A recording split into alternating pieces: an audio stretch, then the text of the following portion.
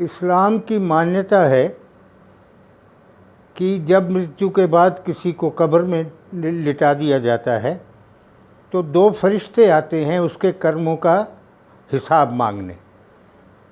पंडित हरिचंद अख्तर बड़े प्रसिद्ध कवि उर्दू के, उन्होंने इस पर कहा कि रहे दो दो फरिश्ते साथ तो इंसाफ क्या होगा, किसी ने कुछ लिखा होगा, किसी ने कुछ लिखा होगा।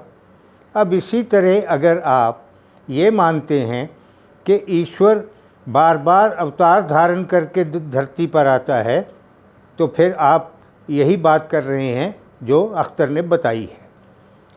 अगर इतने सारे भगवान आप मानते हैं तो फिर सृष्टि चलाने में तो हर भगवान अपनी इच्छा से काम करता होगा, सृष्टि तो फिर चल ही नहीं सकती। और दूसरी बात, अगर भगवान ईश्वर माँ के पेट में 9 महीने रहकर फिर धरती पर आया और फिर सारी उम्र उसने मानव की तरह धरती पर व्यवहार किया, तो उतनी देर सृष्टि कौन चला रहा था? वो तो नीचे आ चुका।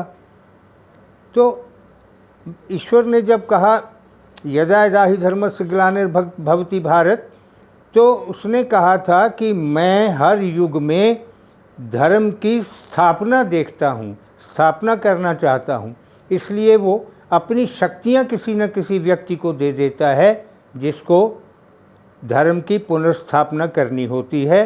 हिंदुओं में उसको अवतार कहते हैं, मुसलमानों में उसको मुजद्दिद कहते हैं।